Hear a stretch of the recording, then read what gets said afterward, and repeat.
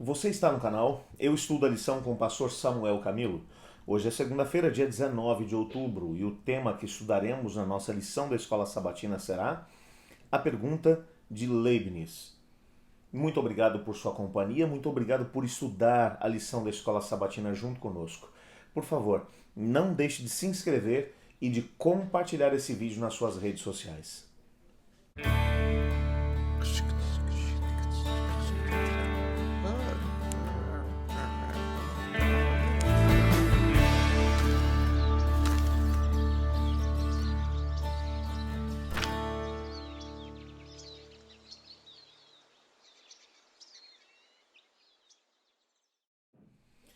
Leibniz foi, na verdade, um escritor alemão que fez uma das perguntas mais básicas para tentar responder aquilo que é a razão da existência da humanidade. Ele pergunta: por que há algo em vez de nada?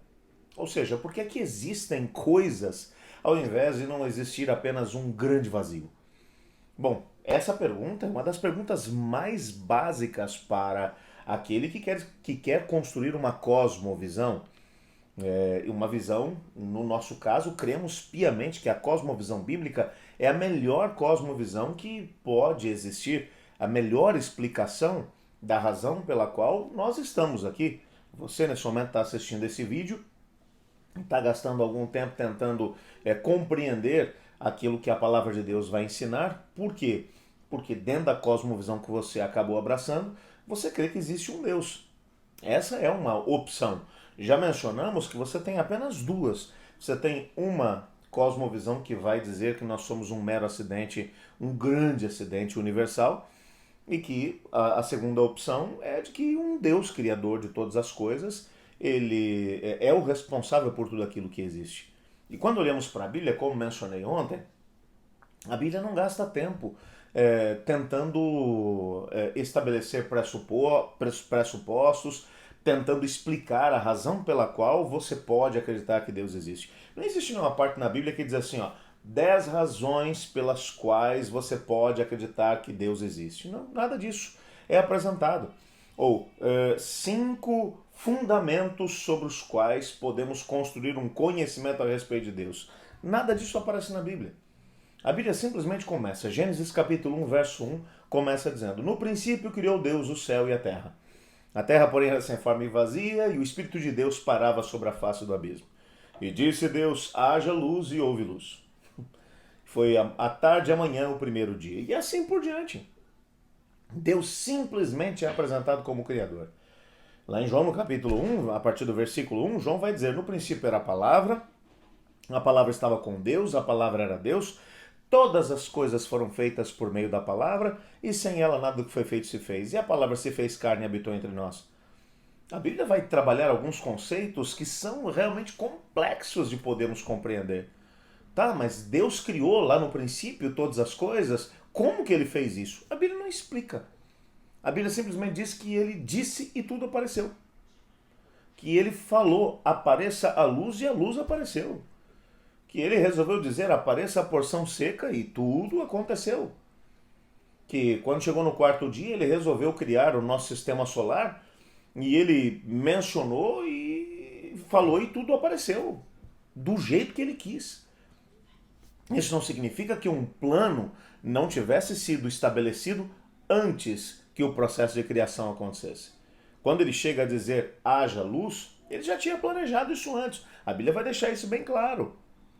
Deus é um ser inteligente. Dentro da sua inteligência, ele orquestrou, ele planejou. E quando falamos em Deus, quero apenas te lembrar que a Bíblia vai apresentar uma cosmovisão a respeito dele. Deus é uma unidade de 3 pessoas coeternas, Pai, Filho e Espírito Santo. Como é que é isso? Olha, a gente tem uma pálida noção, mas o fato é que a gente nunca vai conseguir esgotar Deus, ou conhecer a natureza de Deus. Por isso, talvez por isso Deus não tenha gasto tanto tempo tentando explicar aquilo que na nossa capacidade mental seria impossível de podermos compreender. A Bíblia simplesmente parte de um pressuposto: Deus existe e Ele é o Criador de todas as coisas. Obviamente que quando você para poder pensar exatamente nisso, você vai se deparar com algumas questões. Você vai ter que parar para poder compreender que aquilo que hoje boa parte do mundo acadêmico, nas grandes universidades vai dizer, é que nós somos loucos por acreditar em algo tão difícil, na existência de alguém que é maior do que o próprio universo. Mas é mais fácil acreditar então que o universo, com toda a sua complexidade, aconteceu como um mero acaso e que as noções mais básicas de vida surgiram num processo evolutivo. Existem tantas questões complicadas para se compreender dentro da teoria da evolução que eu ouso dizer que eu preciso de mais fé para acreditar que um processo evolutivo começou com vidas muito básicas até chegar nessa grande complexidade que temos hoje, do que acreditar que um Deus criador do céu e da terra, um Deus inteligente e todo-poderoso, disse e as coisas aconteceram. Mas tudo isso parte de uma cosmovisão. Há um texto que vai aqui aparecer no nosso guia de estudos, o último parágrafo vai dizer assim: portanto, uma cosmovisão bíblica deve enfatizar a importância da doutrina da criação. Essa ênfase também se torna muito importante, pois esse ensinamento tem sofrido um ataque frontal em nome da ciência. A evolução, em que bilhões e bilhões de anos de vida evoluíram lentamente aos trancos e barrancos, tudo por acaso, quase destruiu a fé na Bíblia para um incontável número de pessoas. É difícil imaginar um ensino mais contrário à Bíblia e à fé cristã em geral do que a evolução. Eu não tenho a mínima dúvida de que a evolução foi uma cosmovisão inventada lá pelo inferno, pelas forças do mal. A rebelião, não tenho a mínima dúvida de que a rebelião criou essa cosmovisão.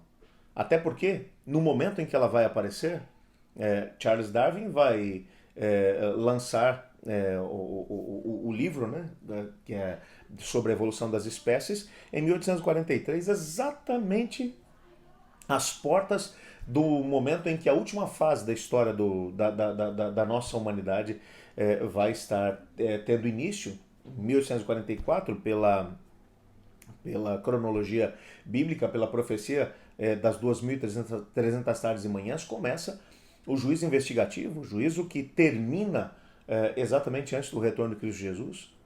Então é exatamente nessa última fase da história que o inimigo resolve criar algo que vai fazer com que a cosmovisão das pessoas se distancie de Deus como Criador.